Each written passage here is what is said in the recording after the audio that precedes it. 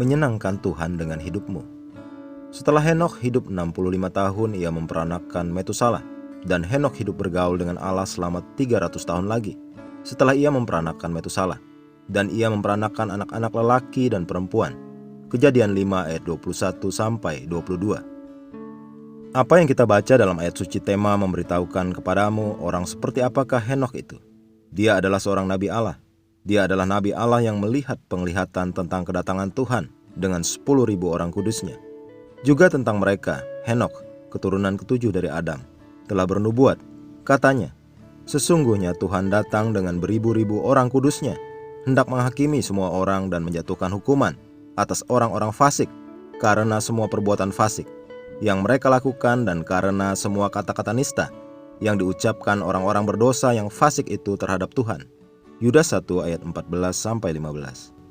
Ibrani 11 ayat 5 mengatakan karena iman Henokh terangkat supaya ia tidak mengalami kematian, dan ia tidak ditemukan, karena Allah telah mengangkatnya. Sebab sebelum ia terangkat, ia memperoleh kesaksian bahwa ia berkenan kepada Allah. Henokh diangkat ke surga hidup-hidup dan tidak pernah mati. Alkitab mengatakan sebelum dia dibawa ke surga, dia memiliki kesaksian bahwa dia menyenangkan Tuhan. Bagaimana engkau menyenangkan Tuhan? Jalan untuk menyenangkan Tuhan adalah berjalan dengan iman, karena Alkitab berkata tanpa iman tidak mungkin menyenangkan Tuhan. Ibrani 11 ayat 6. Engkau dapat mengetahui hari ini apakah engkau menyenangkan Tuhan atau tidak. Pertanyaan yang perlu engkau jawab adalah apakah engkau berjalan dengan iman atau dengan persepsi panca inderamu. Iman bertindak berdasarkan firman. Ia melakukan firman Tuhan. Henokh tahu dia menyenangkan Tuhan karena dia adalah pelaku firman.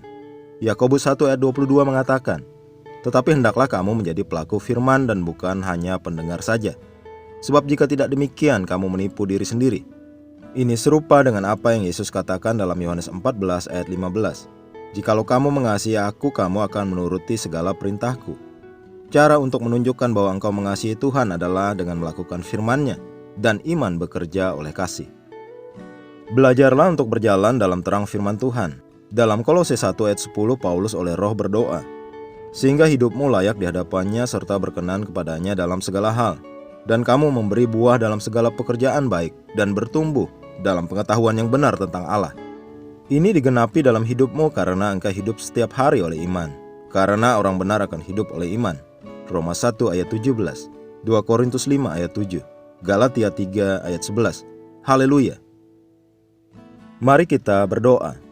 Bapa Surgawi yang terkasih, aku berterima kasih karena Engkau bekerja di dalamku untuk kehendak dan untuk melakukan perkenanan-Mu. Hidupku adalah cerminan Kristus. Kristus di dalamku adalah manifestasi kemuliaan-Mu di setiap area hidupku. Terima kasih Tuhan atas hak istimewa untuk berjalan bersama dan di dalam Kristus, di dalam nama Yesus. Amin.